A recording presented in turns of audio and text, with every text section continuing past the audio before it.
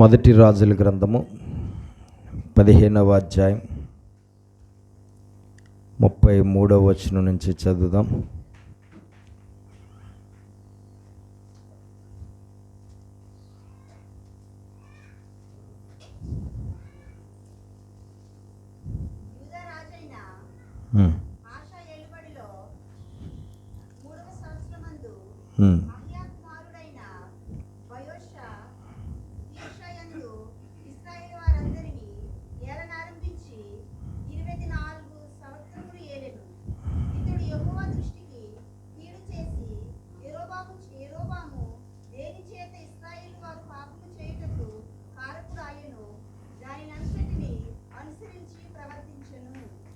రెండు చేతుల పైకెత్తి స్తోత్రాలు చెల్లిద్దామా. హల్లెలూయా, హల్లెలూయా, హల్లెలూయా. గత వారం మనం చూసినప్పుడు యెరోబోము చేసిన పాపాలను బట్టి యెరోబోము సంతతి వారిని, యెరోబోము సంబంధులందరినీ కూడా పెంట ఊడ్చినట్లుగా దేవుడు ఊడ్చేయాలని నిర్ణయించుకున్నాడు. అతని సంతతిలో అతని సంబంధులు ఎవ్వరూ కూడా ప్రాణాలతో బ్రతికి ఉండకూడదని దేవుడు నిర్ణయం తీసుకున్నాడు. ఆ పని చేయడానికి దేవుడు ఎవరిని ఏర్పాటు చేసుకున్నాడని చూసాం. సంతతి యెరోబోము సంతతి వారిని అందరినీ హతం చేసిన వాడు ఎవరండి? ఎవరు? ఏంటండి?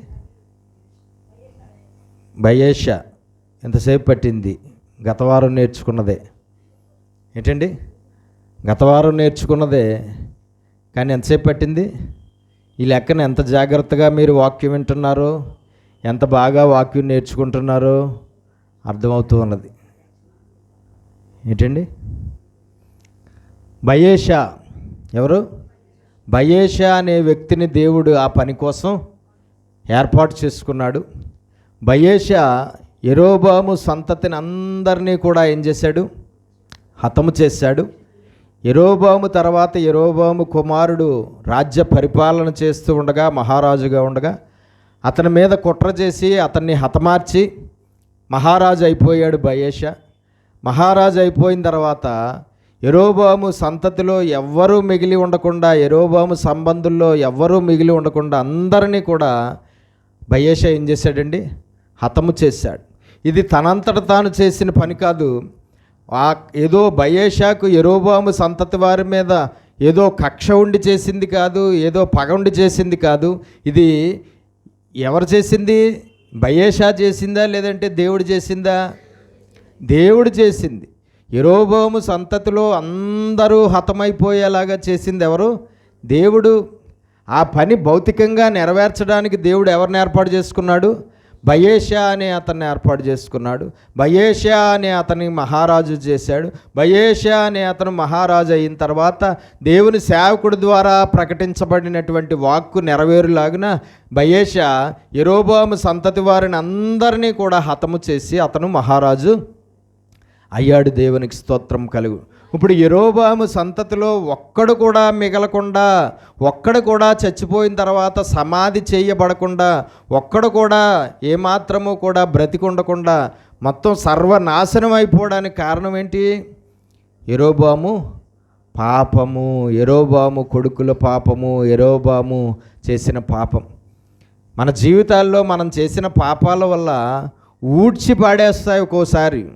అది ఆస్తి అయినా అవ్వచ్చు, మనుషులైనా అవ్వచ్చు, ప్రాణాలైనా అవ్వచ్చు, డబ్బైనా అవ్వచ్చు, లేదంటే వస్తువులైనా అవ్వచ్చు, లేదంటే ఐశ్వర్యమైనా అవ్వచ్చు, లేదంటే పరువు ప్రతిష్టలైనా అవ్వచ్చు. ఏదైనా సరే ఒక్కోసారి మనం చేసిన పాపాలను బట్టి ఊడ్చి పాడేస్తాడు అన్నిటినీ దేవుడు. అప్పుడు ఏం చెయ్యాలో మనకు తెలీదు, ఏమీ చేయలేం మనం. యెరోబోము ఏమన్నా చేయగలిగాడా? యెరోబోము సంతతి వారు ఏమన్నా చేయగలిగారా? యెరోబోము సంబంధులు ఎవరైనా ఏమన్నా చేయగలిగారా? దేవుడి తీర్పు అమలవుతున్నప్పుడు ఏమన్నా చేయగలిగారా? ఎవరు ఏమీ చేయలేరు. ఇంకా దేవుడి తీర్పు పైన డిక్లేర్ అయిపోయింది. దేవుడి తీర్పు భూమి మీద రన్నింగ్లోకి వచ్చేసింది. ఇంకా దాన్ని ఆపడం ఎవరి తరము కాదు, దాన్ని ఆపు చేయడం ఎవ్వరికీ సాధ్యం కాదు.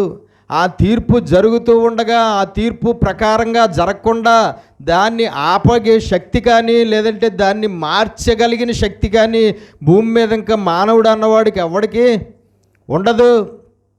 దేవునికి స్తోత్రం కలుగునుగాక. హల్లెలూయా. కాబట్టి మనం తెలుసుకోవాల్సింది ఏంటంటే యెరోబామును దేవుడు ఆశీర్వదించాడు, చాలా ఉన్నతమైన స్థానాన్ని ఇచ్చాడు. ఆ స్థానాన్ని అందుకోవడానికి ఏ మాత్రం అతడు అర్హత కలిగిన వాడు కాదు. అయినా సరే దేవుడు అతన్ని చాలా ఉన్నతమైన స్థానంలో నిలబడితే నిలుపుకున్నాడా? నిలుపుకోలేదు. అతని తర్వాత అసలు మహారాజులు ఎవరు అవ్వాలి? అతని వంశీకులే అవ్వాలి. కానీ ఎవడో బయేషా ఎక్కడి నుంచి వచ్చాడు? అతని సంతతివాడా? కాదు. అతని సంబంధ, అతని రక్త సంబంధ, అతని బంధువా? కాదు. మహారాజు స్థానం పోయింది, ప్రాణాలు సంబంధులందరూ పోయాయి. రాజ కుటుంబం అంటే రాజ్యం అయిపోయిన తర్వాత కూడా, అంటే మహారాజుగా దిగిపోయిన తర్వాత కూడా రాజకుటుంబం అంటే ఎలా ఉంటుందంటే చాలా హోదాగా ఉంటుంది. రాజ్యం పరిపాలన ఇంకో మహారాజు తీసుకున్నా సరే రాజవంశం ఎలాగుంటుందంటే, రాజకుటుంబ గౌరవం ఎలాగుంటుందంటే, రాజకుటుంబ మర్యాద ఎలాగుంటుందంటే చాలా గొప్పగా ఉంటుంది. వాళ్ళ ఆస్తిపాస్తులు, వాళ్ళ ఐశ్వర్యము, వాళ్ళ హోదా అంతా కూడా చాలా గొప్పగా ఉంటుంది. కానీ వాళ్ళ శవాలు కుక్కలు పీక్కుని తిన్నాయి, వాళ్ళ శవాలు ఆకాశ పక్షులు తిన్నాయి. ఒక్కడి శవం కూడా గుర్తుపట్టడానికి వీలు లేదు. ఒక్కడి శవం కూడా గుర్తుపట్టడానికి వీలు లేకుండా ఉంది. ఒక్కడి శవం కూడా సమాధిలో పాతిపెట్టే కార్యక్రమం జరగలేదు. ఒక్కడి శవం కూడా ఏ మాత్రము కూడా మిగలలేదు. ఇంట్లో వాళ్ళు చూసుకోవడానికి, కుటుంబ సభ్యులు చూసుకోవడానికి ఎవడూ మిగలలేదు. ఎవడి శవము మిగలలేదు, ఎవడి శరీరము మిగలలేదు. మొత్తం టోటల్ అందరూ ఎగిరిపోయారు. టోటల్ అందరూ ఏమైపోయారండి? ఎగిరిపోయారు. కాబట్టి మనం తెలుసుకోవాల్సింది ఏంటంటే ఏ మాత్రము వద్దు. పాపం అంటే ఏంటో తెలుసా? సుఖాన్నున్న ప్రాణాన్ని దుఃఖాన్ని పెట్టుకోవడం అన్నమాట. బ్రహ్మాండంగా సుఖంగా ఉంటున్న జీవితాన్ని, హాయిగా ఆనందంగా సంతోషంగా సమాధానంగా ఉంటున్న జీవితాన్ని, ఏ లోటు లేకుండా ఎంతో సమృద్ధిలో కొనసాగుతున్న జీవితాన్ని దుఃఖాన్ని పెట్టుకోవడం, కష్టాల పాలను పెట్టుకోవడం, శ్రమల పాలు పెట్టుకోవడం, శోధనల పాలు పెట్టుకోవడం, బాధల పాలు పెట్టుకోవడం పాపం చేయడం అంటే ఎవరైనా సరే ఏంటండి, ఎవరైనా సరే చాలా బాగున్న స్థితిని చేతులారా పాడు చేసుకోవడమే పాపం చేయడం అంటే. ఎంతో బాగున్న ఆరోగ్యాన్ని చేతులారా పాడు చేసుకోవడమే పాపం చేయడం అంటే. ఎంతో బాగున్న సమృద్ధి స్థితిని, ఆర్థిక స్థితిని చేతులారా పాడు చేసుకోవడమే పాపం చేయడం అంటే. పాపం చేయడం అంటే దేవునికి మహిమ కలుగునుగాక. కాబట్టి మనం తెలుసుకోవాల్సింది ఏంటంటే పాపము వల్ల ఎన్నో ఎన్నో ఎన్నో ఊహించలేని పరిణామాలు, ఊహించలేని శ్రమలు, ఊహించలేని కష్టాలు, ఊహించలేని బాధలు, ఊహించలేని వేదనలు, ఊహించలేని తిప్పలు అనుభవించవలసి వస్తుంది. యెరోబాము ఆశీర్వాదం ఎగిరిపోయింది, యెరోబాము ఆయుష్ ఎగిరిపోయింది, యెరోబాము కుటుంబ సభ్యుల ఆయుష్ ఎగిరిపోయింది, యెరోబాము ఐశ్వర్యం ఎగిరిపోయింది, యెరోబాము చేతుల్లోంచి రాజ్యం, యెరోబాము కుటుంబ సభ్యుల చేతుల్లోంచి రాజ్యం ఏమైపోయింది? ఎగిరిపోయింది. ఫీజు అయ్యలేదా చెప్పండి. కాబట్టి మనం తెలుసుకోవాల్సింది ఏంటంటే ఏ మాత్రము కూడా మన జీవితాల్లో మనము తెలిసి ఎప్పుడు తెలిసి కానీ తెలియక కానీ బుద్ధిపూర్వకంగా కానీ అజ్ఞానంగా కానీ అవివేకంగా కానీ మనం ఏ రూపంగానూ మోసపోయి అపవాది చేతుల్లో మోసపోయి కానీ అపవాది సంబంధులైనటువంటి మనుషుల చేతుల్లో మోసపోయి కానీ ఎలాగైనా సరే మన జీవితాల్లో మనం ఎప్పుడు ఏ పాపము జోలికి వెళ్లకుండా జీవించడం మనకి చాలా ఆశీర్వాదము. ఏ పాపము లేనటువంటి వారి జీవితాలు ఎలా ఉంటాయో తెలుసా? వాళ్ళ కుటుంబాలు ఎలా ఉంటాయో తెలుసా? అందరు ఆరోగ్యాలు బ్రహ్మాండంగా ఉంటాయి. రోగం అంటే, వ్యాధి అంటే, జబ్బు అంటే ఏంటో వాళ్ళ కుటుంబంలో ఎవరికీ తెలియదు. వాళ్ళ బంధువులందరూ పొలోమని రోగాలు, జబ్బులు, తెగుళ్ళు బారిన పడతానే ఉంటారు. కానీ ఈ కుటుంబంలో ఎప్పుడూ ఏ రోగం, ఏ జబ్బు, ఏ తెగులు ఏది కనబడకుండా ఉంటుంది. పాపం చేయకుండా పవిత్రంగా జీవించేవారి జీవితాలు ఎలా ఉంటాయంటే చాలా సంతోషంగా, ఆనందంగా, సమాధానంగా, ఉత్సాహంగా, ఉల్లాసంగా, మానసికంగా ఎంతో ఆనందాన్ని అనుభవిస్తూ ఉంటారు. పాపము లేకుండా జీవించే కుటుంబాలు ఎలా ఉంటాయి తెలుసు? సర్వ సమృద్ధిలో లోటు అనేది ఉండదు, కొరత అనేది ఉండదు, కరువు అనేది ఉండదు, లేమనేది ఉండదు, ఎటువంటి ఇబ్బందులు ఆర్థికంగా ఏ మాత్రము కూడా లోటు అనేది లేకుండా ఉన్నట్టుగా ఉంటుంది. ఇంక అన్ని విషయాల్లోనూ అన్నమాట, ఏ టు జెడ్ అన్ని విషయాల్లోనూ కూడా ఎంతో మంచి పేరు ప్రఖ్యాతులు, హోదా, ఎంతో గౌరవం, ఎంతో మర్యాద సమాజంలో ఉంటుంది ఆ కుటుంబానికి. ఎంతో గౌరవం ఉంటుంది ఆ కుటుంబానికి, ఎన్నో మన్ననలు ఉంటాయి ఆ కుటుంబానికి. ఇంక అన్ని విషయాల్లోనూ కూడా ప్లస్లే తప్ప మైనస్లు ఉండవు. పాపము లేని దేవుని బిడ్డల జీవితాల్లో అన్ని ప్లస్లే ఉంటాయి తప్ప మైనస్లు ఉండవన్నమాట. ఎందుకంటే పాపము చేయకుండా పవిత్రంగా జీవించడం అనేది దేవునికి చాలా ఇష్టమైన పని. పాపం చేయకుండా పవిత్రంగా జీవించేవారంటే దేవునికి ఎంతో ఇష్టలుగా ప్రియులుగా ఉంటారు. అప్పుడు వాళ్ళ జీవితాల్లో మైనస్లనే వాటికి దేవుడు చోటు ఇవ్వడు, రానివ్వడు అన్నమాట. అన్నీ ప్లస్లే, మైనస్లు అనేవి కనబడవు, అన్నీ ప్లస్లే కనబడతాయి. ఏ మాత్రమూ కూడా చూసుకోవసరం లేదు. ఇంకా వెనక్కి తిరిగి వాళ్ళ జీవితాలు అద్భుతంగా ఉంటాయి. పెళ్ళిళ్ళు జరిగితే అద్భుతంగా దేవుని చిత్తంలో ఉన్న పెళ్ళిళ్ళు జరుగుతాయి. ఉద్యోగాలు చూస్తే ఉన్నతమైన ఉద్యోగాలు వస్తాయి. అన్నీ ఇంకా చక్కగా ఏ టు జెడ్ అంతా ఎంతో అద్భుతంగా, ఎంతో ఆశీర్వాదకరంగా ఉంటుందన్నమాట. దేవునికి మహిమ కలుగునుగాక, హల్లెలూయా. కానీ మన జీవితాల్లో పాపానికి చోటిస్తే కనుక ప్లస్లు మైనస్లు అయిపోతూనే ఉంటాయి. ప్లస్లన్నీ మైనస్లు అయిపోతూనే ఉంటాయి. ఒక్కసారే మైనస్లు అయిపోవు. కానీ మన జీవితాల్లో పాపానికి చోటిస్తే ప్లస్లన్నీ ఒకేసారి మైనస్లు అయిపోవు. కానీ ఒకటి 1/1 అలాగ అన్నీ, ఆరోగ్య పరిస్థితి, ఆర్థిక పరిస్థితి, పరువు ప్రతిష్టలు, ఏ టు జెడ్ అన్నీ, ఇంకా కుటుంబ పరిస్థితి అన్నీ కూడా ఒకటి ప్లస్లల్లా మైనస్లు అయిపోతూ ఉంటాయి. ఇంకా లాస్ట్కి వచ్చేటప్పటికి మైనస్లు తప్ప ప్లస్లు ఉండవు ఇంకా ఆ కుటుంబంలో, ఆ మనిషి జీవితంలో. కాబట్టి యెరోబాము పనోడండి. సొలొమోను దగ్గర పనోడు కదా, పనోడిని తీసుకెళ్ళి ఎక్కడ పెట్టాడు దేవుడు? మహారాజుని చేస్తే ఎలాగ ఉండాలండి? ఎంతలా నిలబెట్టుకోవాలి? ఆ దేవుడిని ఎంతలా సేవించాలి? ఆ దేవుడిని విసర్జించడం అనే పని అసలు చెయ్యొచ్చా? ఇచ్చాడు కదా, ఇంకా తీయడు, వచ్చింది పోదు. ఇచ్చిన స్థితి ఇంకా దేవుడు ఈ స్థితి ఇచ్చాడు, కానీ ఈ స్థితిని తీసేయడం దేవుడు తీయలేడు అనుకున్నాడు కదండి. నాకు ఈ స్థితి ఇచ్చింది ఎవరు? దేవుడు. కానీ తీసేయడం వస్తే దేవుడు వల్ల అవదు, ఇది తీయలేడు దేవుడు, ఇది ఎట్టి పరిస్థితుల్లోనూ ఈ స్థితి పోదు అనుకున్నాడు. కానీ ఇచ్చిన వాడికే తీసేసే కూడా అధికారము ఉన్నది. ఇచ్చిన వాడికే, ఆ స్థితిని ఇచ్చిన వాడికే దాన్ని తీసేసే అధికారం ఉంది. నీకు స్వస్థత ఇచ్చిన వాడే నీ ఆరోగ్యాన్ని మళ్ళా పాడు చేస్తాడు. నీ రోగాన్ని తగ్గించిన వాడే మళ్ళా పాపం చేస్తే నీకు మళ్ళా కొత్త రోగాన్నో లేదంటే పాత రోగాన్నో మళ్ళా కొనసాగిస్తాడు. నిన్ను చాలా ఉన్నతమైన స్థానంలో పెట్టినవాడే పాపం చేస్తే మళ్ళా ఉన్నతమైన స్థానంలోంచి మళ్ళా నేల మట్టంలోనికి దింపేస్తాడు. దేవునికి మహిమ కలుగునుగా. కాబట్టి యెరోబాము చాప్టర్ క్లోజ్ అయిపోయింది, అతని సంతతి చాప్టర్ క్లోజ్ అయిపోయింది. తర్వాత ఏం చదివాం మనం? చదవండి 33, 34.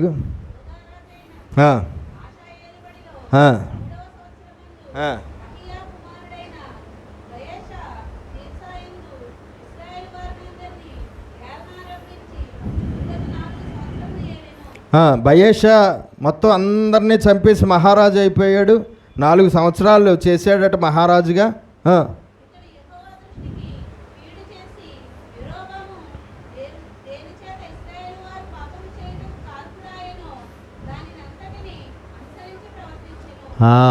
సరిపోయింది. ఏంటండి, బయేషా కూడా సేమ్ జిరాక్స్ ప్రింట్ ఎవరిదే? యెరోబాముదే. ఎవరిదే? బయేషా కూడా అదే యెరోబాము చేసిన పాపము, బయేషా కూడా అదే విగ్రహారాధన, బయేషా కూడా అదే దేవునికి విరోధమైన జీవితం, బయేషా కూడా ఇశ్రాయేలీలందరూ పాపం చేయడానికి అతడు కారకుడయ్యాడు. బయేషా కూడా మరి పూర్తిగా ఎన్నో పాపములు చేస్తూ ప్రవర్తించాడట. ఏం జరిగిందో చూద్దాం ఆయనది 16 నుంచి.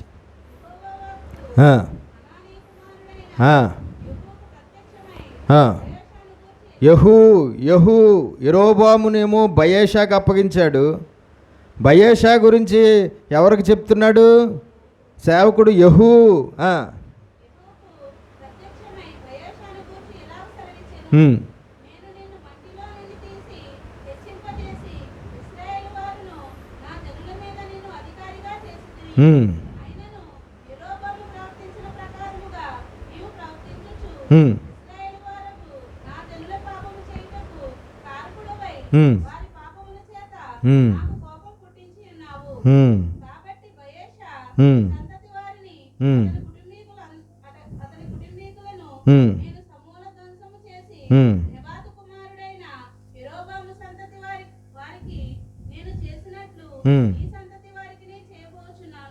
దేవునికి మహిమ కలుగును గాక. రెండు చేతులు పైకి స్తోత్రాలు చెల్లిద్దాం.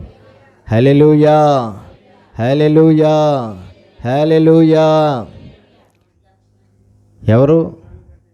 బయేషా పాపం చేశాడు. బయేషా పాపం చేస్తే ఎవరికి వచ్చింది వాక్కు? పాపం చేస్తే ఎవరు ప్రత్యక్షం అవుతారు? ఒక సేవకుడు ప్రత్యక్షం అవుతాడు.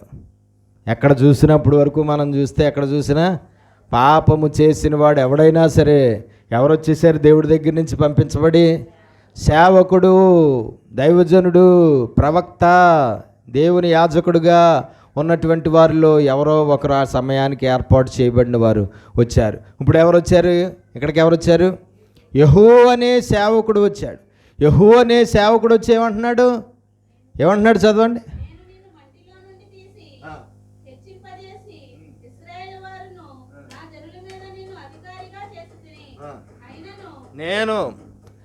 నేను నిన్ను మట్టిలో నుండి తీసి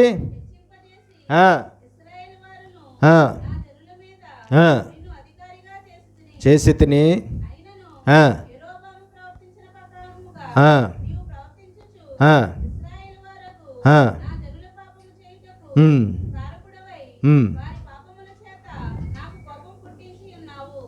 దేవుడికి బయేషా కూడా పాపం పుట్టించాడు.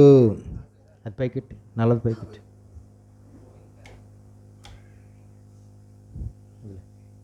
మళ్ళా కొట్టిందా?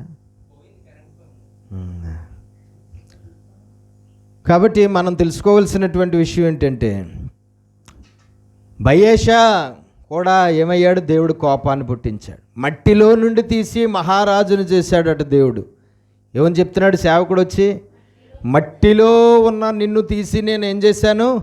మహారాజును చేశాను, హెచ్చింపు చేశాను. చేస్తే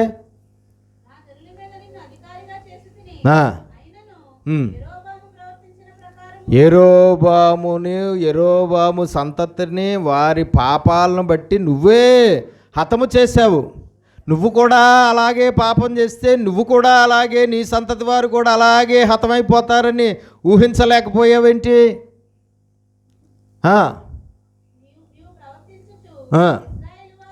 యెరోబాము ప్రవర్తించినట్లుగానే నువ్వు ప్రవర్తించావు. యెరోబాము పాపాలు చేసినట్లుగానే నువ్వు పాపాలు చేశావు.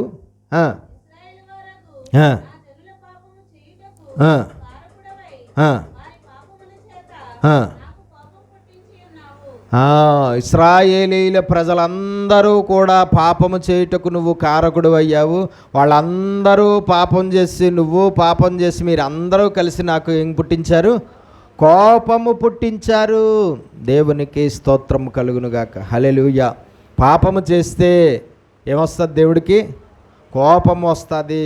పాపం చేసిన వాడు ఎవడైనా సరే పాపము చేస్తే వాడి మీద కోపం వస్తుంది. వాడు రోజుకి 4 గంటలు ప్రార్థన చేసి అలవాటు ఉన్నవాడైనా సరే వాడు పాపం చేస్తే వాడి మీద దేవుడికి ఏమొస్తుంది? కోపం వస్తుంది. వాడు సేవ చేసేవాడుగా ఉన్నా సరే వాడు పాపం చేస్తే ఆ సేవకుడి మీద దేవుడికి ఏమొస్తుంది? కోపం వస్తుంది. వాడు చాలా గొప్ప అభిషేకం కలిగిన వాడైనా, ఎంతో గొప్పగా ఆత్మ వరాలతో నడిపించబడుతూ పరిచర్య చేస్తూ ఉన్నవాడైనా సరే పాపం చేస్తే వాని మీద దేవుడికి ఏమొస్తుంది? కోపం వస్తుంది. ఆయనకి ఎంతో ఇష్టానుసారుడుగా ఉన్నా సరే దావీదు పాపం చేసినప్పుడు ఏమొచ్చింది? ఆయనకి కోపం వచ్చింది. మన ప్రార్థనలు, మన పరిచర్యలు, మన పాటలు, మన కానుకలు మనం పాపం చేస్తే మనల్ని రక్షిస్తాయని, మనం పాపం చేస్తే పాపం వలన దేవుడికి కోపం రాకుండా అవి ఆపుతాయని అనుకోవద్దు. పాపం చేసిన మనిషి మీద దేవుడికి కోపం రాకుండా ఈ పనులేవి కూడా ఆపలేవు. ఆపుతాయా? ఆపలేవు. కాబట్టి బయేషా కూడా అలాగే పాపం చేశాడట. దేవుడు కోపం వచ్చిందంట. దేవుడు కోపం వచ్చిందంటే చాలా దారుణంగా ఉంటుంది. మహారాజు పరిస్థితి అయినా సరే, మహారాణి పరిస్థితి అయినా సరే, దైవజనుడి పరిస్థితి అయినా సరే, విశ్వాసి పరిస్థితి అయినా సరే, అన్యుడి పరిస్థితి అయినా సరే, ఎవరి పరిస్థితి అయినా సరే దేవుడు కోపం వచ్చిందంటే చాలా భయంకరంగా ఉంటుంది పరిణామాలు. ఏం జరిగిందో చూద్దాం.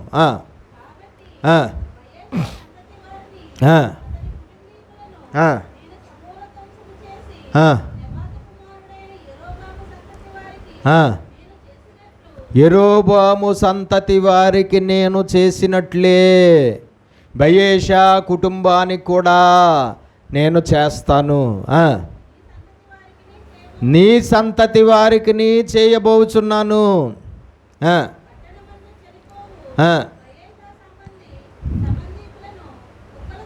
పట్టణంలో చనిపోయిన బయేషా సంబంధికుల బాడీల్ని కుక్కలు తింటాయి.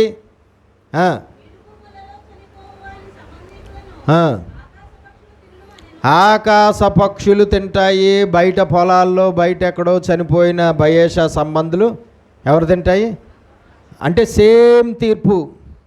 ఏ తీర్పు? ఏ తీర్పు అయితే ఇతని ద్వారా అమలైందో వేరే వాడి జీవితంలో, అదే తీర్పు ఇప్పుడు ఇతని జీవితంలో కూడా అమలవుతుంది అని దేవుని సేవకుడు వచ్చి చెప్తూ ఉన్నాడు. అంతే కదా? సేమ్ యెరోబాముకి ఏం చేశాడో దేవుడు అదే బయేషా కుటుంబానికి కూడా చేస్తానని సేవకుడు ద్వారా బయలుపరిచాడు.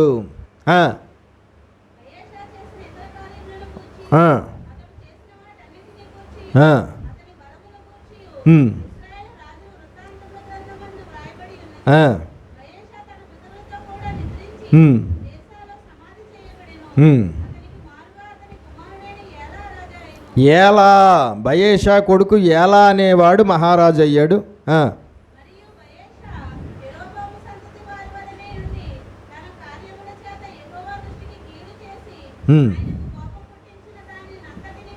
దానిని అంతటిని బట్టి దేవునికి అతడు చేసిన పాపాలను బట్టి దేవుడికి ఎంతో కోపం పుట్టించిన దాన్ని అంతటినీ బట్టి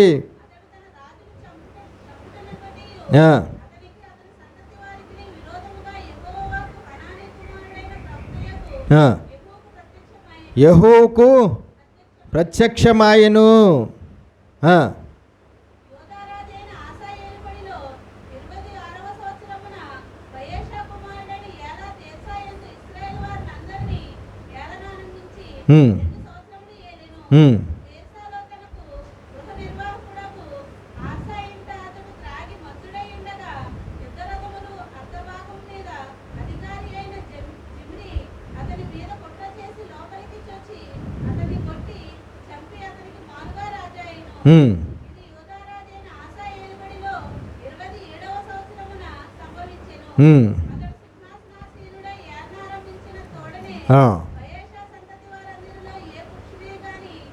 బయేషా సంతతి వారిలో ఏ పురుషుణ్ణే గాని అతని బంధువులలో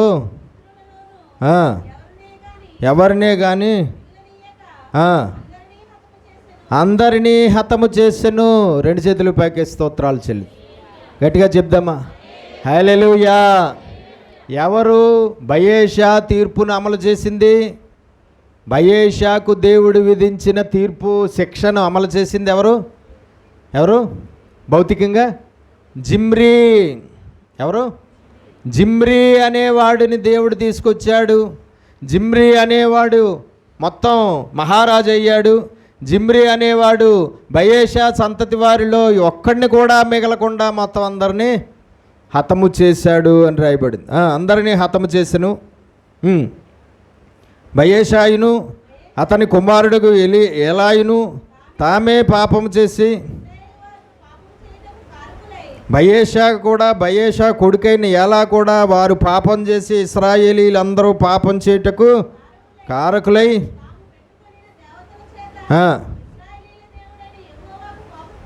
యెహోవాకు కోపము పుట్టించిరి.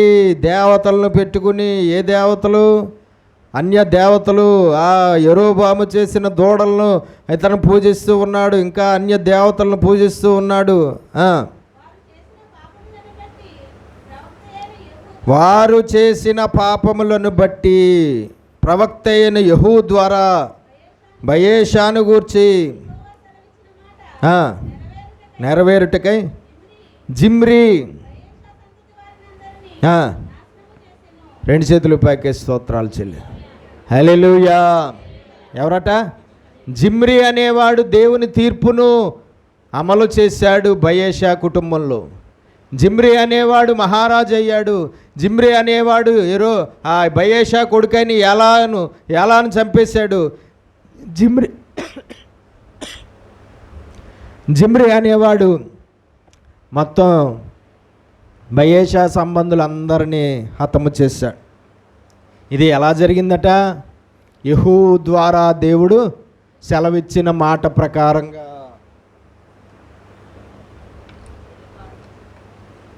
అలాగా దేవుని సేవకుడైన యెహూ ద్వారా దేవుడు సెలవిచ్చిన ప్రకారంగా ఇది జరిగింది. మన జీవితాల్లో కొన్నిసార్లు మన పాపాలను బట్టి కొన్ని కీడులు జరుగుతాయి. మన పాపాలను బట్టి కొన్నిసార్లు మన జీవితాల్లో జరిగే కీడులు ఎవరి ద్వారా జరుగుతాయి? ఎవరిని బట్టి జరుగుతాయి? దేవుడి ద్వారా జరుగుతాయి. దేవుని తీర్పులో భాగంగా జరుగుతాయి. దేవుని శిక్షలో భాగంగా జరుగుతాయి. యెరోబాము కుటుంబ సభ్యులు చేసిన పాపాలను బట్టి వచ్చిన ప్రతిఫలం ఏంటి? అతని సంబంధికులందరూ హతమైపోయారు, రాజ్యం పోయింది. బయెషా పిల్లలు చేసిన పాపాలను బట్టి బయెషా పిల్లలు, బయెషా ఇంట్లో పురుషులు, బయెషా ఇంట్లో అతని సంబంధులు, అతని రక్త సంబంధులు అందరూ హతమైపోయారు. ఏ ఒక్కడూ కూడా మిగలలేదు. ఏ ఒక్కరూ కూడా సమాధి చేయబడలేదు. ఏ ఒక్కరి బాడీలు కూడా కళ్ళతో చూడడానికి కనబడలేదు. కుక్కలు పీక్కుని తినేసాయి. చూడ్డానికి గుర్తుపట్టలేనట్లుగా వాళ్ళ బాడీలు అయిపోయాయి. పక్షులు పీక్కుని తినేసాయి. చూడ్డానికి మనిషిని గుర్తుపట్టడానికి కూడా లేదు. సమాధి చేద్దామంటే సమాధి చేయడానికి బాడీ లేదు. దేవునికి స్తోత్రం కలుగునుగా. దేవుడి చేత ఆశీర్వదించబడిన వారు జీవితాల్లో ఇలాంటివి కూడా జరుగుతాయా? దేవుడి చేత ఆ స్థితిని పొందుకున్న వారు జీవితాల్లో ముగింపు ఇలా కూడా ఉంటుందా? దేవుడి కృపను మొదట పొందుకున్నవారు తర్వాత దేవుని కృపను పోగొట్టుకోవడంతో పాటు దేవుని మహా ఉగ్రత ఎంత ఘోరంగా అనుభవించే పరిస్థితి వస్తుందా? వస్తుంది అని మనకి చాలా స్పష్టంగా అర్థమవుతూ ఉన్నది. ఎవరిచ్చారట యెరోబాముకి ఆ స్థితి? దేవుడే.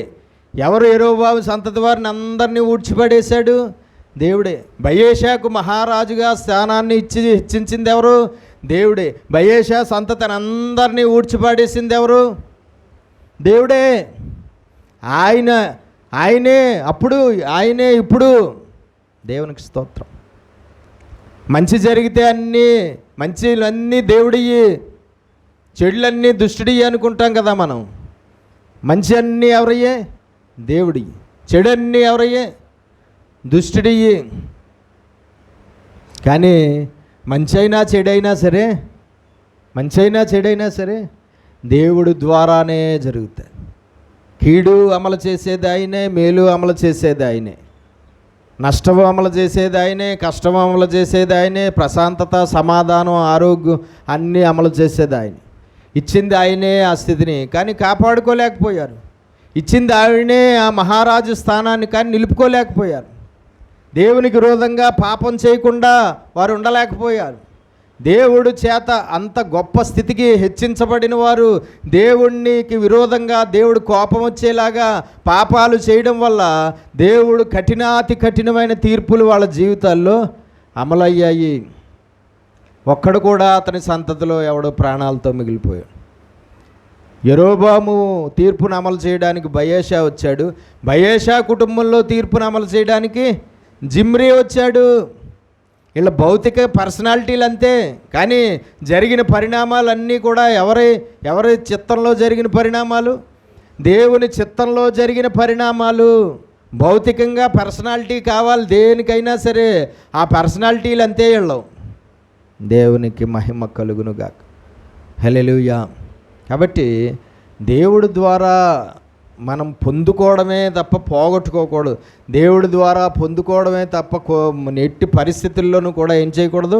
దేవుని కృప అయినా, దేవుని ఆశీర్వాదమైనా, దేవుడి స్వస్థత అయినా, దేవుడి అభివృద్ధి అయినా, దేవుడిది ఏదైనా సరే మనం చాలా జాగ్రత్తగా దాన్ని కాపాడుకుని నిలుపుకోవాలి.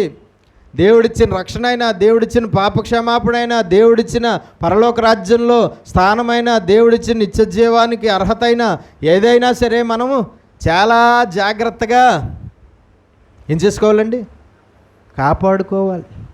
పాపాల చేత పోగొట్టుకుంటున్నాం, పాపాల చేత వాటిని పోగొట్టుకుంటున్నాం, పాపాల చేత ఆరోగ్యాన్ని పోగొట్టుకుంటున్నాం, పాపాల చేత ఆశీర్వాదాన్ని పోగొట్టుకుంటున్నాం, పాపాల చేత దీవెన పోగొట్టుకుంటున్నాం, పాపాల చేత రక్షణ పోగొట్టుకుంటున్నాం, పాపాల చేత ప్రాణాలు పోగొట్టుకుంటున్నాం, పాపాల చేత ఐశ్వర్యాన్ని పోగొట్టుకుంటున్నాం, పాపాల చేత దేవుడి ద్వారా పొందుకున్న వాటిని పోగొట్టుకుంటున్నాం, పాపాల చేత చివరికి నిత్య జీవాన్ని కూడా పోగొట్టుకుంటున్నాము. దేవునికి స్తోత్రం కలుగునుగా. కాబట్టి అలాగా మొత్తానికి బయేషా పరిస్థితి కూడా అలాగా అయిపోయిందండి. దేవునికి స్తోత్రం. 15 నుంచి చదవండి.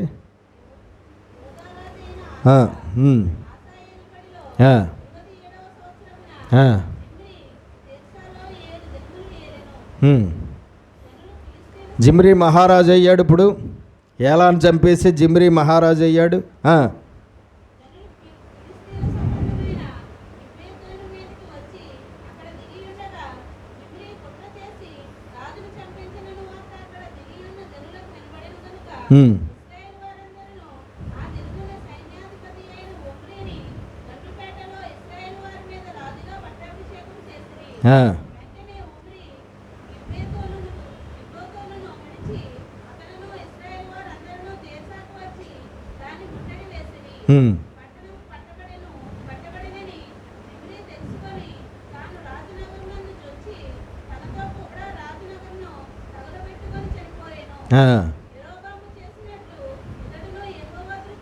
యెరోబాము చేసినట్లు ఇతడును యెహోవా దృష్టికి చెడుతనము చేయువాడయుండి తానే పాపము చేయుచు ఇశ్రాయేలు వారు పాపం చేయుటకు కారకుడైనందున ఇలాగు జరిగెను.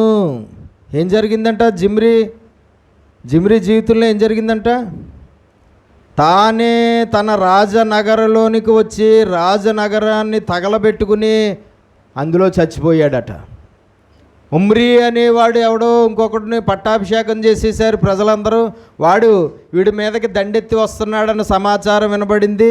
వెంటనే అతడు తన ఇంట్లోకి, రాజనగరం అంటే తన నివాస అంతఃపురం ఏదైతే ఉందో అందులోకి వెళ్ళిపోయి మొత్తం ఇల్లంతా తగలెట్టుకుని అందులో పడి ఆ ఇంటితో పాటు అతను కూడా చచ్చిపోయాడట. ఎందుకు అతడు అలాగ ఆత్మహత్య చేసుకోవాల్సి వచ్చింది? మహారాజు అయ్యి ఎన్ని రోజులైందట? 7 రోజులు. 7 రోజుల్లో ప్రాణాలు ఎగిరిపోయాయి. 7 రోజుల్లో రాజ్యం ఎగిరిపోయింది. 7 రోజుల్లో ఇల్లు ఎగిరిపోయింది. 7 రోజుల్లో దేవుడిచ్చిన ఆధిక్యత ఎగిరిపోయింది. ఎందుకట? యెరోబాము చేసినట్లుగానే ఈ జిమ్రీ కూడా ఏం చేశాడట? యెహోవా దృష్టికి చెడుతనము చేయువాడై ఉండి తానే పాపము చేయొచ్చు ఇలాగు జరిగెను. ఇప్పుడు తన ప్రాణాలు తానే, తన ఇల్లు తానే తగలబెట్టుకుని తన ఇంట్లో తానే ఆత్మహత్య చేసుకుని చచ్చిపోయాడు. దానికి కారణం ఏంటి? అతడి పాపమే. దానికి కారణం అతని పాపమే.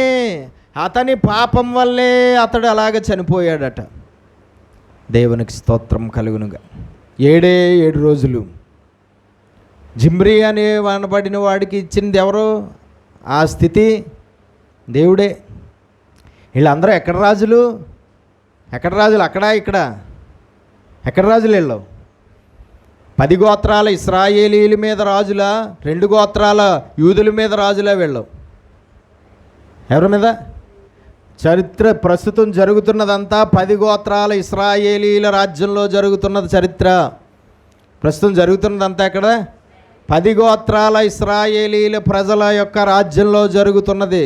ఒకటి తర్వాత ఒకడు, ఒకటి తర్వాత ఒకడు, ఒకటి తర్వాత ఒకడు వాడి పాపాలను బట్టి మహారాజులు ఎగిరిపోతున్నారు.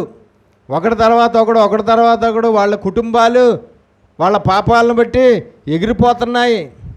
మామూలు వాళ్ళు ఎవరైనా కుక్కల పీక్కు తినడానికి మామూలు వాళ్ళ, ఆకాశ పక్షులు పీక్కు తినడానికి మామూలు వాళ్ళ? రాజ సంబంధులు, రాజుగారి సంబంధులు అంటే ఎలాగుంటుంది అసలని? రాజుగారి కుటుంబ సభ్యులంటే ఎలాగుంటుంది? రాజుగారి సంతతి అంటే ఎలాగుంటుంది? రాజుగారి సంబంధులు అంటే ఎలాగుంటారు? ఎలా ఉంటుందండి?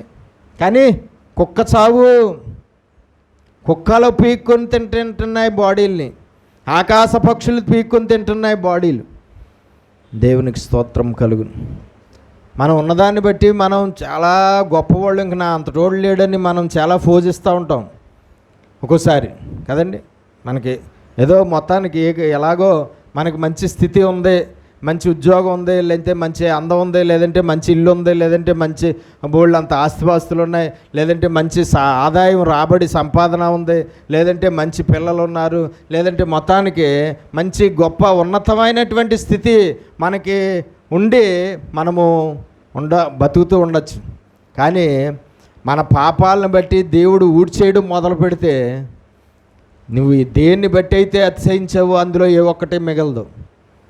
దేన్ని బట్టి అయితే అతిశయించావో, దేన్ని బట్టి గర్వించావో, దేన్ని బట్టి అహంకారంగా ఉన్నావు, దేన్ని బట్టి చాలా గొప్పవాడిని అనుకున్నావో అందులో ఏ ఒక్కటి కూడా మిగలదు. దేవుడు తీసివేయడం మొదలు పెడితే, దేవుడు తొలగించడం మొదలు పెడితే. దేవునికి మహిమ కలుగునుగాక. హల్లెలూయా. కాబట్టి మనం తెలుసుకోవాల్సింది ఏంటంటే, ఏ మాత్రము దేవునికి విరోధంగా పాపాలు చేసి దేవునికి ఏం పుట్టించకూడదు. ఏ మనిషి అయినా సరే, వాడు ఎంతటి వాడైనా సరే, ఏ మనిషి అయినా దేవుడికి విరోధంగా పాపం చేస్తే వాడి మీద దేవుడికి ఏమొస్తుంది? కోపము వస్తుంది. నీ పాపము నా పాపము దేవుడికి మన మీద ఏం తీసుకొస్తుంది? కోపాన్ని తీసుకొస్తుంది. కోపాన్ని తీసుకొచ్చిందంటే తర్వాత పరిణామాలు చాలా భయంకరంగా మారుతాయి. కోపాన్ని నీ క్రియలు, కోపాన్ని నా క్రియలు కోపాన్ని పుట్టించాయి అంటే దేవునికి తర్వాత జీవితంలో పరిణామాలు భయంకరంగా మారుతాయి. తర్వాత జీవితంలో వచ్చే నష్టాలు తట్టుకోలేవు, తర్వాత జీవితంలో వచ్చే కష్టాలు తట్టుకోలేవు, తర్వాత జీవితంలో వచ్చే రోగాలు తట్టుకోలేవు, తర్వాత జీవితంలో వచ్చే భయంకరమైన వ్యతిరేకతలు తట్టుకోలేము, కీడులు తట్టుకోలేము, చెడులు తట్టుకోలేము, హాని తట్టుకోలేము. నీ ఉగ్రతకు తాళగలిగిన వాడెవడు అని ఉంటుంది బైబిల్లో. ఏంటండి? దేవుని ఉగ్రతను తట్టుకోగలిగిన వాడు ఎవడు? దేవుని ఉగ్రతను భరించగలిగిన వాడు ఎవడు? దేవుని ఉగ్రతను సహించగలిగిన వాడు ఎవడైనా ఉన్నాడా? కాబట్టి ఒకటి తర్వాత ఒకడు మహారాజులు మళ్ళా. కానీ అదే పాపం. ఏంటండి? అంతకు ముందోళ్ళు జీవితంలో అలాంటి తీర్పులు అమలవుతున్నప్పుడు నెక్స్ట్ వాళ్ళు ఎలాగ ఉండాలి అసలు? ముందోళ్ళ జీవితంలో తీర్పులు కళ్ళతో చూస్తున్నారు, వాళ్ళే అమలు చేశారు. ఆ దేవుని తీర్పులు అమలు చేసింది ఎవరు? మళ్ళా వీళ్ళే అమలు చేశారు. అప్పుడు వీళ్ళు ఎలాగ ఉండాలండి? బయేషా ఎలాగ ఉండాలి? జిమ్రీ ఎలాగ ఉండాలి? వీళ్ళందరూ ఎలాగ ఉండాలి? ఎలా ఉండాలి అసలు? అంటే ఆ తీర్పు వాడికే కానీ నాకు కాదు, అలాంటి శిక్ష వాడికే కానీ నాకు కాదు, అలాగ దేవుడు కోపం రగులుకోవడం వాడి మీదే కానీ నా మీద కాదు, అలాగ ఊడ్చేసేది వాడినే, వాడి సంతతినే కాదు, నన్ను నా సంతతిని కాదు అనుకున్నారా? అంతే కదా?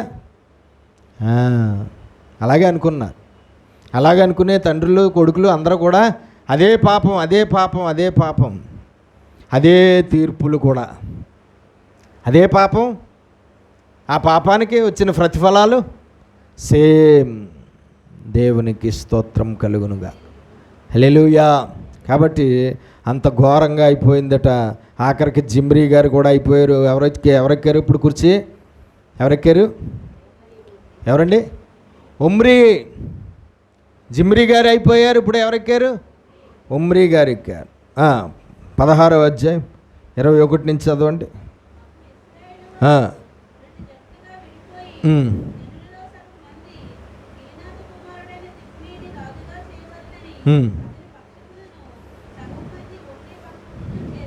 ఇప్పుడు ఒమ్రీ మహారాజు అయ్యాడు. అయితే ఇశ్రాయేల్ ప్రజలు 2 గ్రూపులుగా విడిపోయారట. సగం మంది ఒమ్రీ మహారాజుగా ఉండాలని సపోర్ట్ చేస్తున్నారట. ఇంకో సగం మంది ఇంకో వ్యక్తిని, ఎవరిని? తిబ్నీ అనే వ్యక్తిని మహారాజుని చెయ్యాలని ఇంకో సగం మంది అతనికి సపోర్ట్గా ఉన్నారట.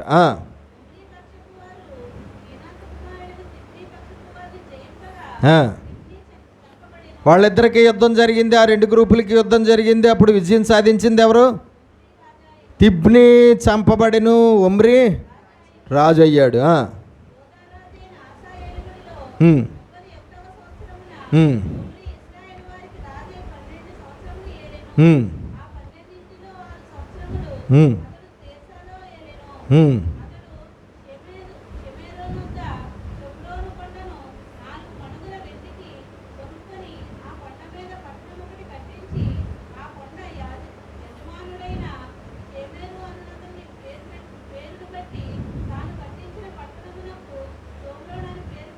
షోమ్రోను అని పేరు పెట్టెను.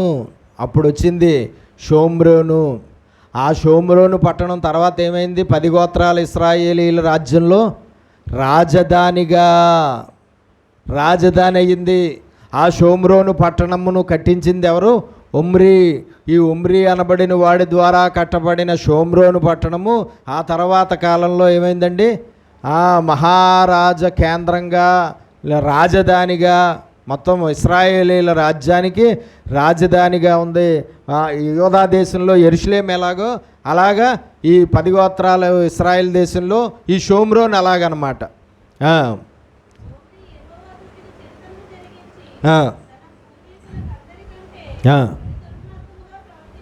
ఎవరు? ఆయన కూడా అదే పరిస్థితి. ఇశ్రాయేలీలు 10 గోత్రాల వారిని పరిపాలించిన మహారాజుల్లో మంచోడు అనేవాడు ఒక్కడు లేడండి. ఒక్కడు కూడా లేడు. ఇశ్రాయేలీలు 10 గోత్రాల ఇశ్రాయేల్ని పరిపాలన చేసిన రాజుల్లో అందరూ దుష్టులే తప్ప మంచివాడు ఒక్కడు లేడు, పరిశుద్ధుడు ఒక్కడు లేడు, దేవునికి ఇష్టడు ఒక్కడు లేడు. వాళ్ళందరూ చెడ్డవారే, వారందరూ పాపాలు చేసిన వారే. వారి వల్ల వారి పరిపాలనా కాలంలో ప్రజలుగా ఉన్న ప్రజలు కూడా, ఆ రాజుల వల్ల ప్రజలు కూడా ఏమయ్యారు? పాపము చేసిన వారే. విడిపోయిన తర్వాత ఇంకా 10 గోత్రాల రాజ్యం స్మాష్ అయిపోయిందనమాట ఆత్మీయంగా. రాజ్యం సొలొమోను కాలం తర్వాత సొలొమోను పాపాన్ని బట్టి 2 భాగాలుగా విడిపోయిన తర్వాత ఇంకా అవతల 10 గోత్రాల రాజ్యం పూర్తిగా స్మాష్. యెహోవాను సేవించిన వాడు ఒక్కడు లేడు అందులో. యెహోవాను పూజించిన వాడు ఒక్కడు లేడు. యెహోవా యాజకులను ఉంచుకున్నవాడు ఒక్కడు లేడు.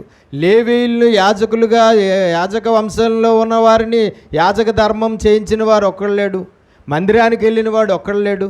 యెహోవాను పూజించి సేవించిన వాడు ఒక్కడు లేడు. అది విడిపోయిన తర్వాత ఇంకా ఆ 10 గోత్రాలు పూర్తిగా సర్వనాశనం అయిపోయిందన్నమాట. ఆత్మీయంగా భ్రష్టులైపోయారు. విడిపోయిన తర్వాత పూర్తిగా భ్రష్టులైపోయారు. ఇటువైపు 2 గోత్రాల వారు ఉన్నారు కదా. ఈ 2 గోత్రాల వారిలో మధ్యలో ఒక చెడ్డ మహారాజు వచ్చినప్పుడు వాళ్ళ పాపంలో పడిపోయేవారు.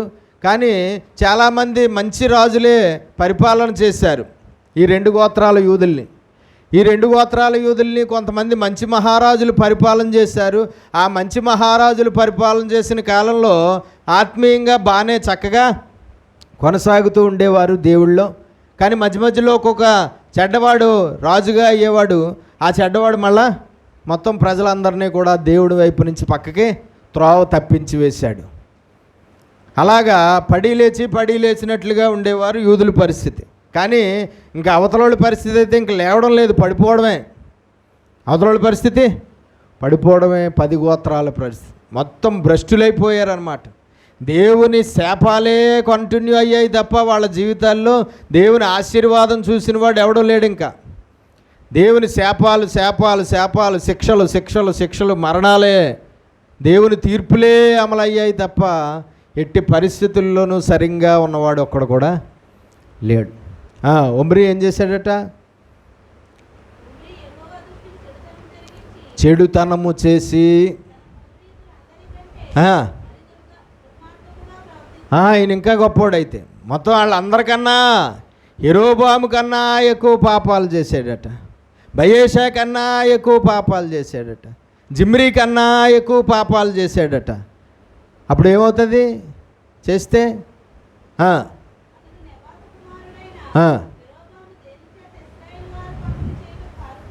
ఏ బంగారు దూడలు కారణమయ్యాయో ఇశ్రాయేలీలు పాపం చేయడానికి, ఏ విగ్రహారాధన కారణమైందో అదే.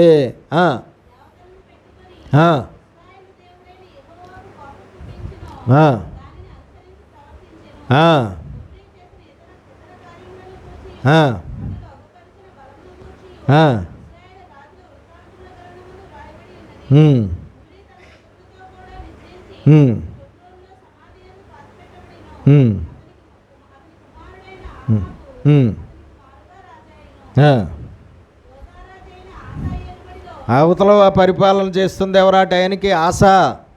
2 గోత్రాల యూదా ప్రజలను పరిపాలన చేస్తుంది ఎవరు? ఆస పరిపాలన చేస్తున్నాడట.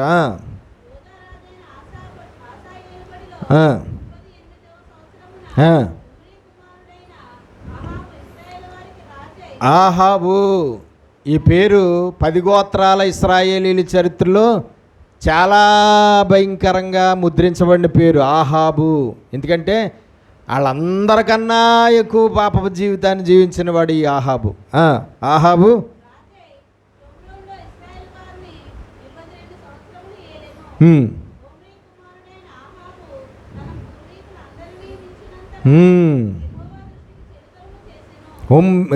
ఎవరు? ఆహాబు కూడా అంతకు ముందు వారు అందరికన్నా ఎక్కువ పాపాలు చేశాడట.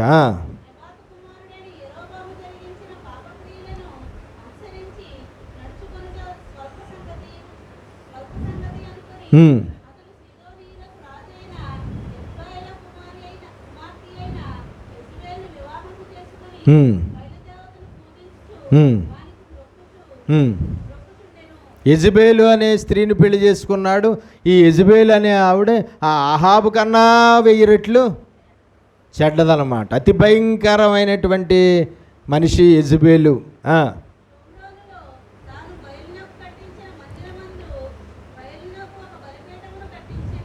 షోమ్రోన్లో బయలుదేవతకు ఒక మందిరాన్ని కట్టించాడు, ఒక బలిపీఠాన్ని కూడా కట్టించాడట.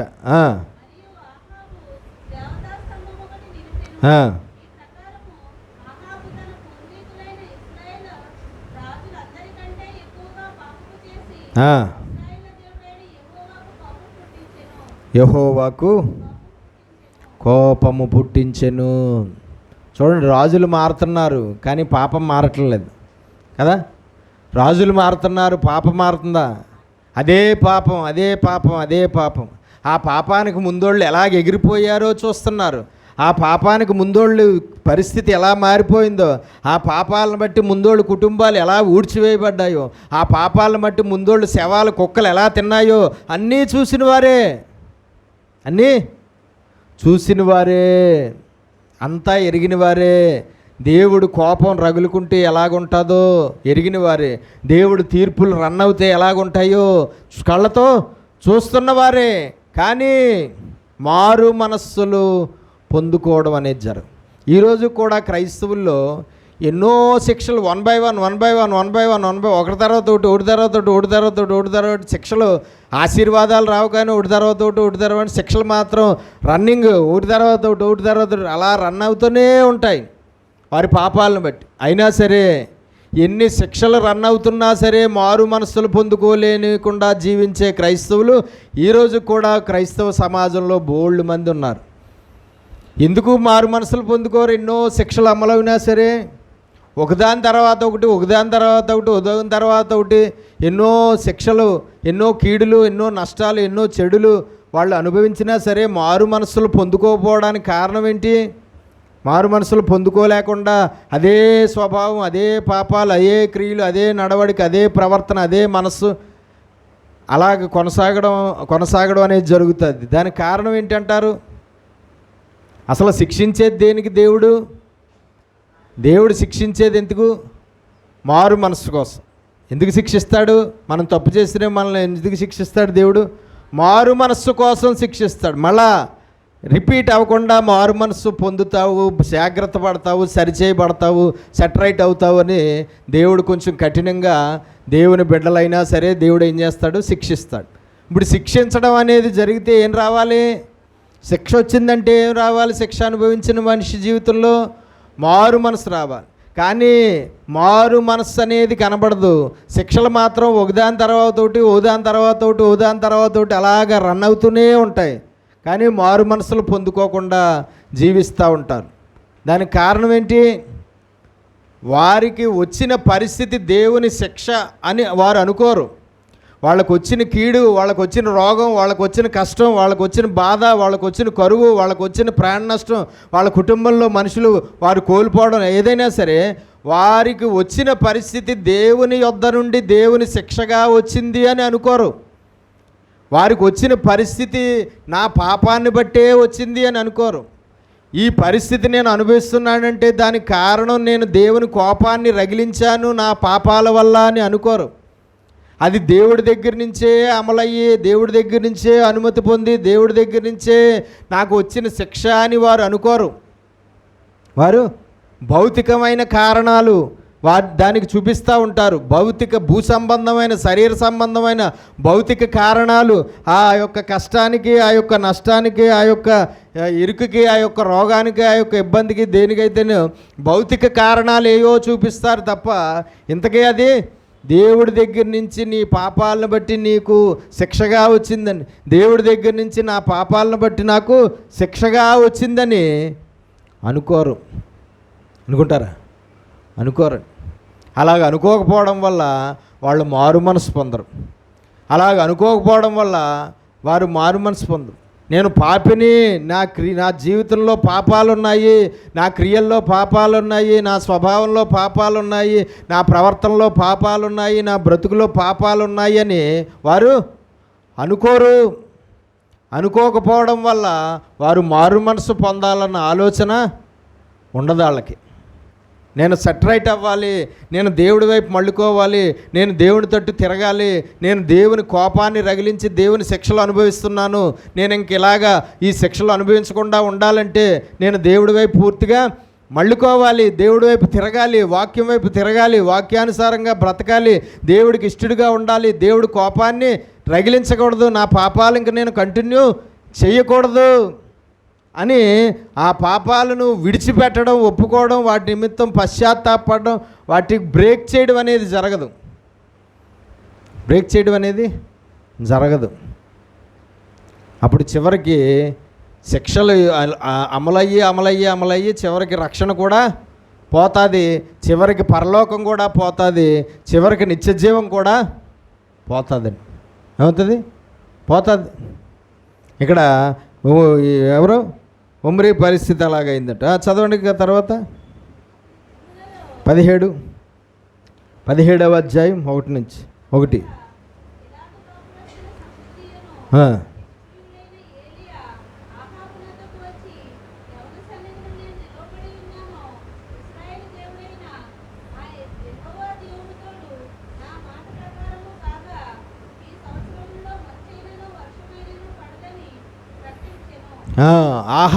ఆహాబు భార్య, ఆహాబు సంబంధులు అందరూ కూడా పాపం చేస్తూ ఉన్నారు.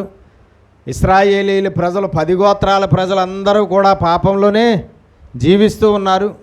అప్పుడు దేవుడి కోపం రగులుకుంది. ఇశ్రాయేలీల జనాంగం అంతటి మీద దేవుని కోపం రగులుకుంది. అప్పుడు దేవుడు ఏం విధించాడు? శిక్ష. కరువు, వర్షము, మంచు కురవకుండా దేవుడు ఆకాశాన్ని మూసివేశాడు. ఎన్ని సంవత్సరాలని ఉందండి? ఎవరు వచ్చి చెప్తున్నారు? సేవకుడైన ఏలియా ఆహాబు కాలంలో వచ్చాడు.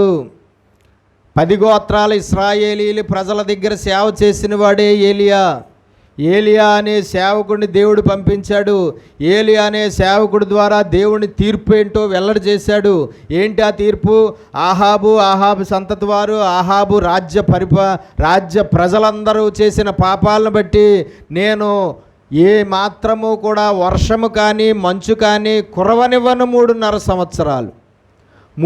సంవత్సరాలు ఈ రాజ్యంలో వర్షం కానీ మంచు కానీ కురవదు. వర్షము మంచు కురవకపోతే ఎలా ఉంటుంది పరిస్థితి? ఏమనిపిస్తారు? భయంకరమైన కరువు. వర్షము మంచు కురవకపోతే పంటలేమి పండవు, ఆహారం ఏది రెడీ అవ్వదు. కాబట్టి దేనికి అనుమతి ఇచ్చాడు ఆ కాలంలో వారి పాపాలను బట్టి? కరువుకు. ఎన్ని సంవత్సరాలు? 3.5 సంవత్సరాలు కరువుకు దేవుడు అనుమతి ఇచ్చాడు. ఎన్ని సంవత్సరాలండి? 3.5 సంవత్సరాలు కరువుకు. ఒక్కోసారి దేవుని పిల్లల జీవితాల్లో భయంకరమైన కరువు, లేమి, కొరత, ఆర్థిక ఇబ్బందులు ఎదురవుతూ ఉంటాయి. ఆ ఎదురైనప్పుడు ఏదో భూ సంబంధమైన కారణాలు ఏయో మనం చూపిస్తూ ఉంటాం. ఈ లేమి, ఈ కరువు, ఈ యొక్క ఆర్థిక ఇబ్బందులు, ఈ యొక్క ఆర్థిక నష్టము, ఈ యొక్క ఆదాయం లేకపోవడం, ఈ యొక్క సంపాదన లేకపోవడం, ఈ యొక్క రాబడి లేకపోవడం, లేదంటే మొత్తానికి భయంకరమైన కొరత, కరువు, ఆర్థిక ఇబ్బందులు మనం అనుభవించినప్పుడు మనము కారణాలు భౌతికంగా ఏయో చూపిస్తాం. కానీ ఇంతకీ ఆ కారణాలు నువ్వు చూపించే కారణాలు ఏవి కరెక్ట్ కాదు. నీ కుటుంబంలో ఆ కరువు రావడానికి కారణం నీ పాపమే. నీ కుటుంబంలో ఆ లేమి, నీ కుటుంబంలో ఆ కొరత, నీ కుటుంబంలో ఆర్థిక ఇబ్బందులు, నీ కుటుంబంలో ఆ యొక్క సరైనటువంటి స్థితి లేకపోవడం, దానికి కారణం ఏంటి? ఏయో పాపాలు జరిగాయి. ఎవరి ద్వారా జరిగాయో?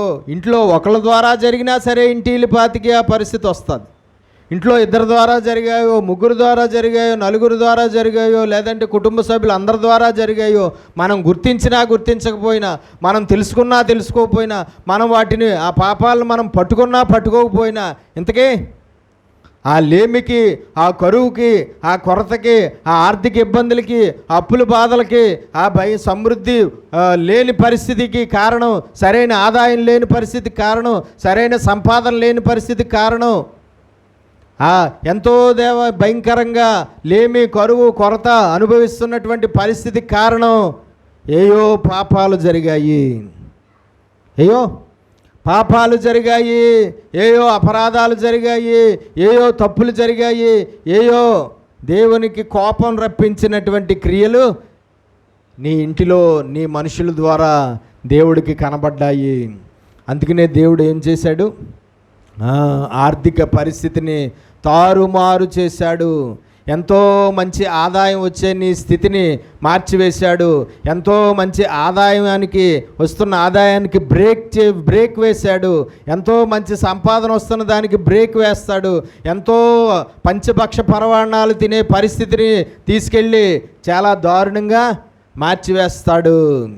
లేమంటే ఏంటో తెలియని నీ స్థితి, నీ కుటుంబంలో లేమి అనే దానికి దేవుడు చోటిచ్చాడు. కరువు అంటే ఏంటో తెలియకుండా బ్రతికిన నీ కుటుంబంలో కరువు అనే దానికి చోటిచ్చాడు. కాబట్టి ఆ ఇశ్రాయేలీలు చేసిన పాపాలను బట్టి దేవుడు 3.5 సంవత్సరాలు వారికి ఏం శిక్ష విధించాడు? ఏం ప్రతిఫలం పంపించాడు? ఏలియా కాలంలో కరువు. ఏలియా కాలంలో ఏం పంపించాడండి? కరువు పంపించాడు. 3.5 సంవత్సరాలు. ఈ ఆహాబు, ఈ యొక్క భార్య యెజబెలు చేసిన పాపాలు ఇంక అన్నీ కాదండి, ఎన్నో ఘోరాతి ఘోరమైన పాపాలే వాళ్ళు చేయడం అనేది జరిగింది. 18వ అధ్యాయంలో 13వ వచనం చదవండి.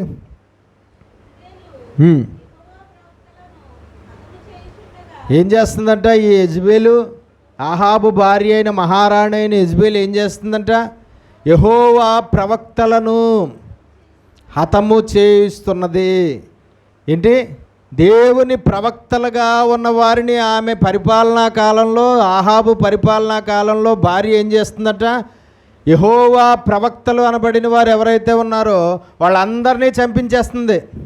అది ఎంత పాపం!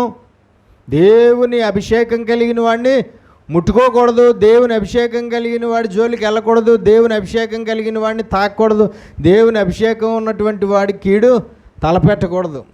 కానీ ఏం చేస్తుంది యెజబెలు? యెహోవా ప్రవక్తలని హతము చేసేస్తుంది. ఎందుకంటే వాళ్ళు చేస్తున్న పాపాలను బట్టి యెహోవా పంపించిన ప్రవక్తలు వచ్చి హెచ్చరిస్తున్నారు.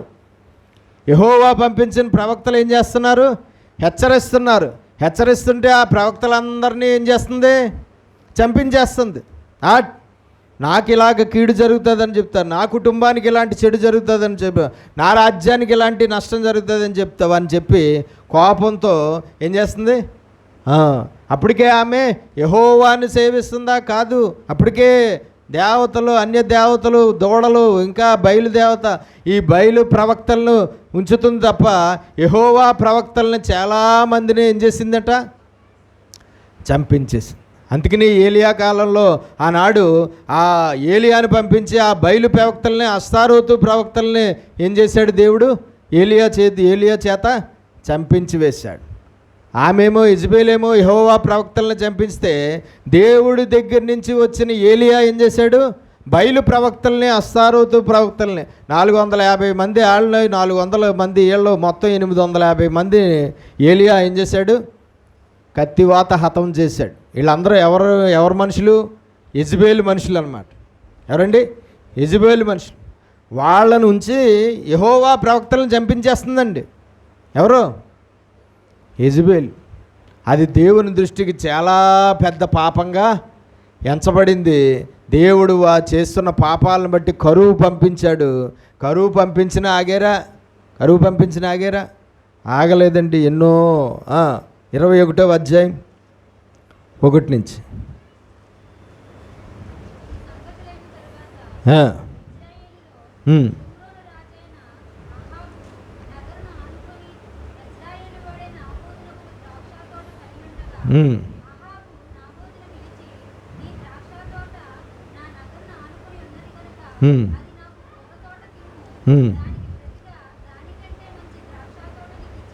మనకు తెలుసు ఏలియా, యెజబెలు, నాబోతు అనేవాడి యొక్క ద్రాక్ష తోటను ఎంత అన్యాయంగా, ఎంత అక్రమంగా, ఎంత దౌర్జన్యంగా లాగేసుకున్నారు కదండి.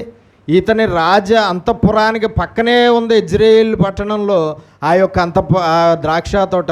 అది రాజుగారికి చాలా ఇష్టమైపోయింది.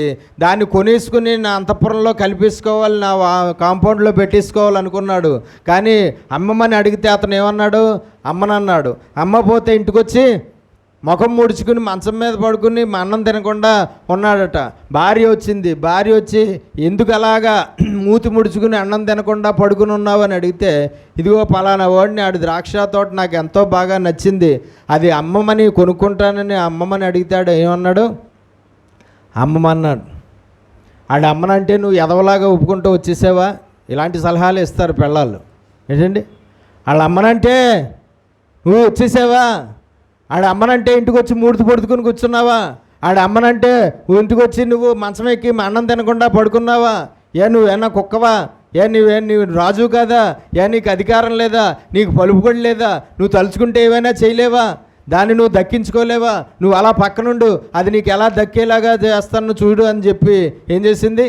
భయంకరంగా కొంతమంది అబద్ధ సాక్షుల్ని అక్కడ నిలబెట్టింది. ఒకరోజు ఉపవాసం ప్రతిష్ఠించుకోమని చెప్పింది. ఆ అబద్ధ సాక్షులను పెట్టింది.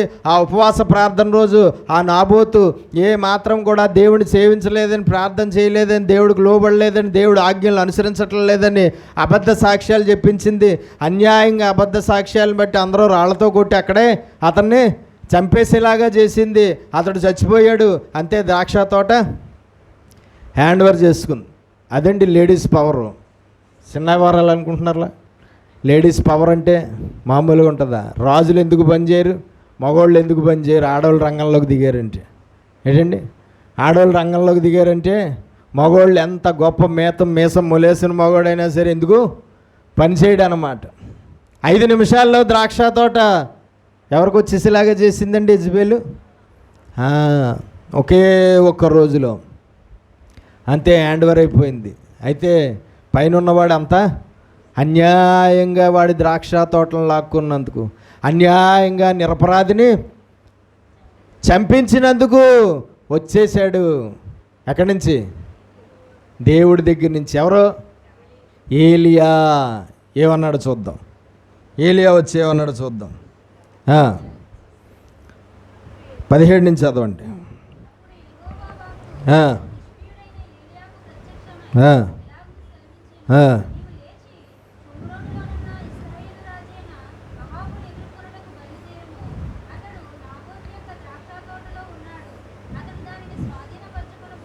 ఉమ్,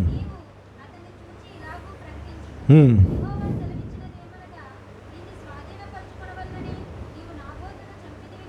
ఉమ్.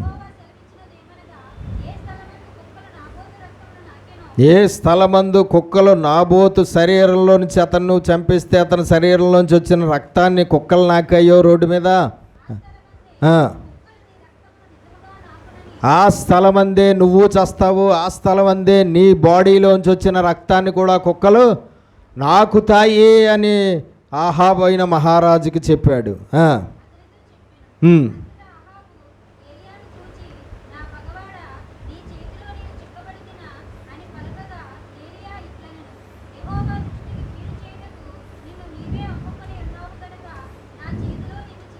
ఉమ్.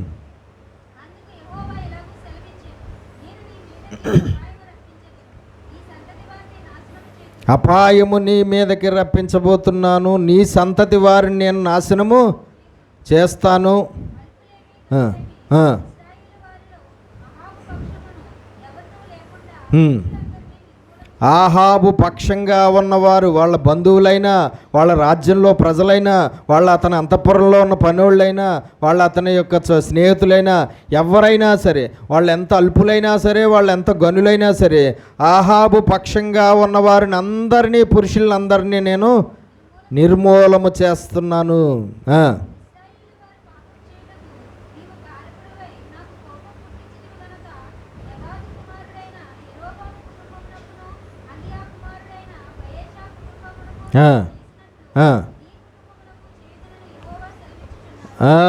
సేమ్ బయేషా కుటుంబానికి, యెరోబాము కుటుంబానికి ఏ తీర్పు పంపించాడో అదే తీర్పు ఎవరికి? ఆహాబు కుటుంబానికి కూడా దేవుడు పంపించాడు.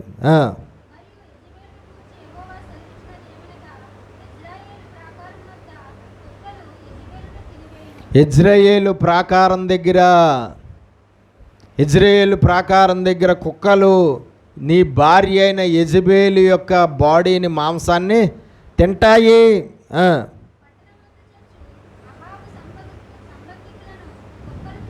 పట్టణంలో చచ్చిపోయే ఆహాబు సంబంధికులను కుక్కలు తినివేయును.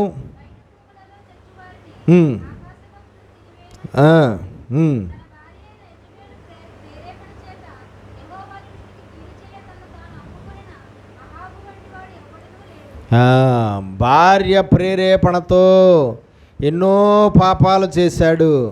ఆ భార్య ప్రేరేపణతో, భార్య ప్రోత్సాహంతో, భార్య ఆలోచనలతో ఎన్నో పాపాలు దేవునికి విరోధంగా చేసిన ఆహాబు లాంటి వాడు ఎవడో లేడటండి. దేవునికి స్తోత్రం కలుగునుగాక. హల్లెలూయా. కొంతమంది మనుషులు వాళ్ళంతటే వాళ్ళు పాపాలు చేస్తారు. కొంతమంది మనుషులు వాళ్ళని ఎవరో ప్రేరేపించడం వల్ల, ఫోర్స్ చేయడం వల్ల, బలవంతం చేయడం వల్ల, తొయ్యడం వల్ల, ఇబ్బంది పెట్టడం వల్ల, వేరే వాళ్ళు ఎవరో ఆ మనుషులను బట్టి కొంతమంది మనుషులు పాపాలు చేస్తారు. మొత్తానికి ఎలాగైనా సరే దాని జీతము, దాని ప్రతిఫలము అనుభవించవలసిన సమయం వచ్చినప్పుడు అనుభవించవలసింది. ఆహాబు కుటుంబానికి కూడా దేవుడు తీర్పు ఏంటి? మొత్తం ఆహాబు పక్షపు వారందరూ కూడా నిర్మూలము చేయబడతారు. ఆహాబు కుక్కలు రక్తాన్ని నాగుతాయి, ఆహాబు చచ్చిపోతాడు. ఆహాబు రక్తాన్ని కుక్కలు నాగుతాయి. యెజబేలు చచ్చిపోతుంది, యెజబేలు బాడీని కుక్కలు తింటాయి రోడ్డు మీద. ఏ యెజ్రెయేలు అంతఃపురం దగ్గర పక్కనే ఉన్నటువంటి ఆ యొక్క తోట నిమిత్తము నాబోతుని చంపేసావో అదే యెజ్రెయేలు గోడ ఏదైతే ఉందో ఆ గోడ దగ్గరే, అదే ప్రాకారం దగ్గర, అదే ఇంటి దగ్గర నువ్వు చస్తావు.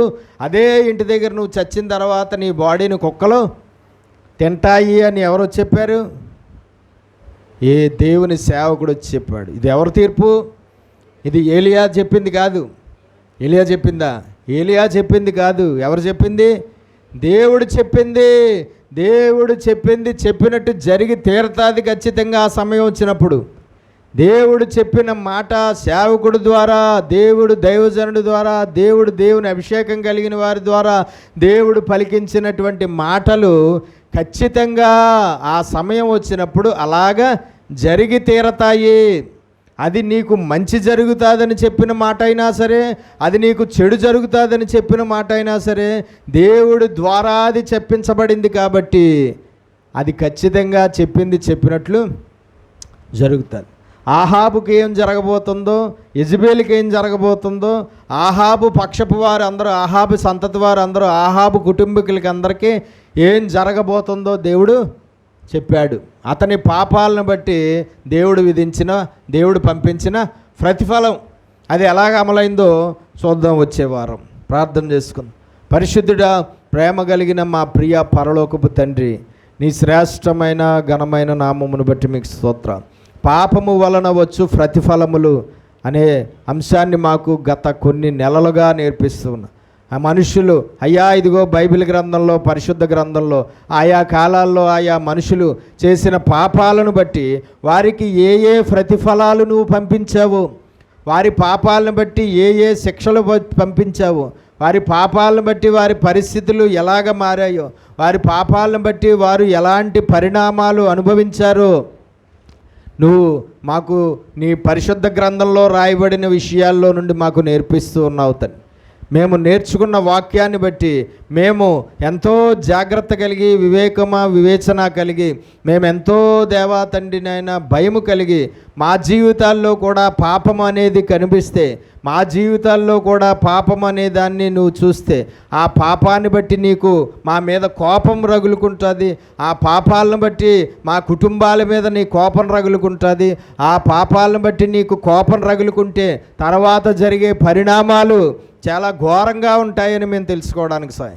తర్వాత వచ్చే కష్టాలు, తర్వాత వచ్చే శ్రమలు, తర్వాత వచ్చే ఇరుకులు, తర్వాత వచ్చే ఇబ్బందులు, తర్వాత వచ్చే రోగాలు, తర్వాత వచ్చే కరువు కాటకాలు, తర్వాత వచ్చే సమస్యలు ఎంత భయంకరంగా ఉంటాయో మేము నీ వాక్యంలో ఎంతోమంది చరిత్రలు నేర్చుకుంటున్నాం. చాలా జాగ్రత్తగా గుర్తించడానికి సహాయించి, పాపము వలన ఖచ్చితంగా ఎన్నో దేవా తండ్రి బాధలు అనుభవించవలసి వస్తాయి. కాబట్టి మా జీవితాల్లో ఏ సమయంలోనూ, ఏ రూపంగానూ, ఏ పాపమునకు మేము చోటివ్వకుండా ఎంతో జాగ్రత్త కలిగి పరిశుద్ధమైన జీవితాన్ని జీవించి మంచి ప్రతిఫలాలు మేము నీ ద్వారా అనుభవించాలి. చివరికి మంచి ప్రతిఫలమైన పరలోకం, మంచి ప్రతిఫలమైన రక్షణ, మంచి ప్రతిఫలమైన నిత్య జీవాన్ని మేము పొందుకుని నీతో కలిసి నివసించాలి ప్రభువా.